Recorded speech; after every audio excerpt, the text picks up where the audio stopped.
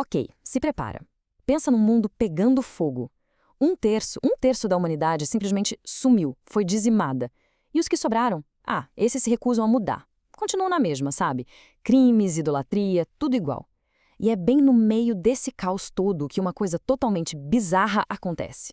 No meio dessa loucura toda, uma voz que vem do céu dá uma ordem, que não faz o menor sentido. Basicamente, tem um segredo aqui. Guardem ele. Escondam a verdade. E é aí que a coisa fica estranha de verdade. Pensa bem, o nome Apocalipse quer dizer revelação. O livro inteiro é para revelar as coisas. Então, por que, justo no auge de tudo, um pedaço da verdade é trancado a 7 chaves? Vamos fundo nisso para entender o que está acontecendo. Para a gente conseguir decifrar esse segredo, primeiro a gente tem que conhecer o mensageiro. E olha, esquece tudo o que se sabe sobre anjos. Esse aqui não é um anjo qualquer. A gente está falando de uma criatura numa escala cósmica, algo que a nossa mente mal consegue processar. Vamos montar essa imagem na cabeça bem rápido. Primeiro, o rosto dele. Brilha com a força do próprio sol. É ofuscante, impossível de olhar diretamente. Aí a gente desce o olhar e vê os pés. Não são pés normais. São colunas de fogo puro, sabe? Vivas, incandescentes, tocando o chão do nosso mundo. E para fechar, sobre a cabeça dele tem um arco-íris. Tipo uma auréola feita de luz pura. É uma visão, assim, avassaladora. Não tem outra palavra.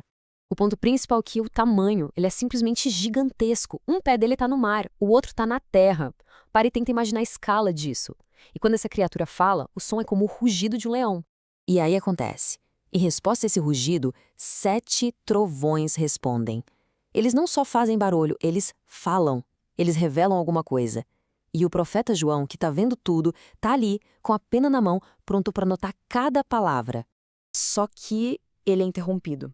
A ordem vem na hora. Cele isso. Não escreva. E isso nos joga numa ideia que é francamente assustadora. A de que existe uma verdade tão pesada, mas tão pesada, que nem mesmo o livro do Apocalipse pode conter. Uma verdade que, sei lá, talvez destruísse o resto de esperança que a humanidade pudesse ter. E quando a gente acha que não pode ficar mais esquisito, fica. A história dá uma virada ainda mais bizarra. O profeta João recebe uma ordem nova, uma coisa que, assim, desafia qualquer lógica. A instrução é essa, bem direta. Pega esse livrinho da mão do anjo e come. É isso mesmo, comer o livro. Literalmente comer a profecia. Isso é uma metáfora genial sobre a natureza da verdade, né?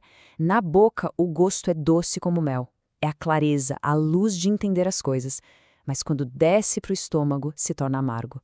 Porque é o peso de carregar aquele conhecimento, de entender de verdade o julgamento que está vindo. E essa experiência toda não era o fim da jornada para ele, não. Pelo contrário, era só uma preparação. Depois de digerir essa verdade amarga, o anjo avisa João que a missão dele, na verdade, ficou ainda mais pesada. Agora ele precisa profetizar de novo para um monte de povos, nações e reis. Mas a história não dá trégua. Antes da última trombeta soar, o foco da profecia muda. Vai tudo para Jerusalém, onde um mistério novo, e talvez ainda mais chocante, está prestes a começar.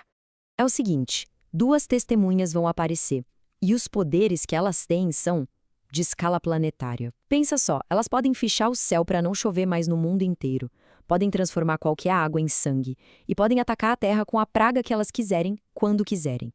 A missão delas tem prazo, 1260 dias.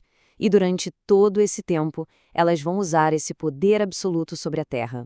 Mas, e no final? O que acontece com elas? O texto deixa no ar que o destino delas é uma coisa completamente inesperada, algo que ninguém poderia imaginar. Então, a gente fecha com essa pergunta na cabeça. Se a mensagem dos 7 trovões já era um segredo tão pesado que teve que ser escondido da gente, o que diabos pode ser tão chocante sobre o destino final dessas 2 testemunhas? O mistério, em vez de acabar,